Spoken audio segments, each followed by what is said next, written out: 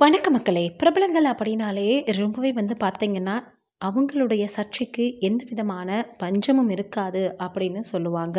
அந்த அளவுக்கு சர்ச்சையில சிக்கிருவாங்க. இங்க அப்படிதான் பிரபலம் ஒருத்தரு நடிகையிடம் அத்துமீறியிருக்காரா அப்படின்னு எல்லோருமே இப்போ கேள்வி கேட்டு வந்துட்டுருக்காங்க. என்ன நடந்தது? அது உண்மைதானான்னு வீடியோக்குள்ள போய் பார்த்து தெரிஞ்சுக்குவோம். இயக்குனர் அமீர் இயக்கத்தில் வெளியான பருத்தி வீரன் படம் மூலமாக முத்தழகாக தமிழ் ரசிகர்கள் மனதில் இடம் பிடித்தவங்க தான் நடிகை பிரியாமணி. அந்த படத்தை தொடர்ந்து தமிழில் பல படங்கள் நடிச்சிருக்காங்க. இருந்தாலும் பருத்தி வீரன் படம் எந்த அளவிற்கு பார்த்தோன்னா இவங்களுக்கு பெயர் கொடுக்கல அப்படின்ற மாதிரியாக சொல்லி வராங்க. அதனால் மார்க்கெட் குறையவே திருமணம் செஞ்சு கொண்டு செட்டில் ஆகிட்டாங்க பிரியாமணி.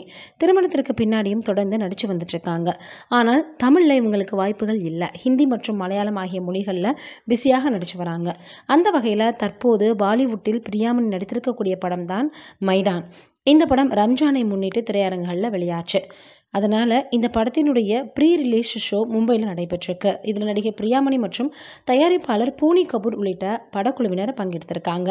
அப்போது பத்திரிகையாளர்களுக்கு போஸ் கொடுக்கும்போது போனி கபூர் நடிகை பிரியாமணியின் இடுப்பில் கை வைத்து போஸ் கொடுத்திருக்கிறாரு.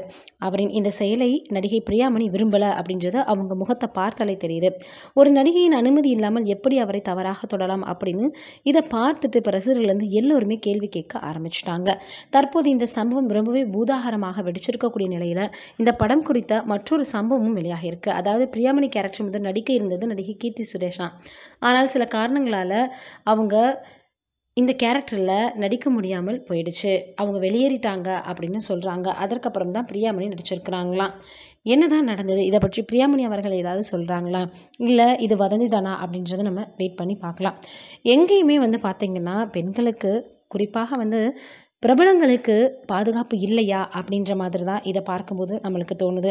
ஏன்னா எல்லாமே நடக்கிறது சுற்றிலும் அப்படி தான் இருக்குது. நீங்கள் என்ன நினைக்கிறீங்கன்னு கமெண்ட்டில் சொல்லுங்கள்.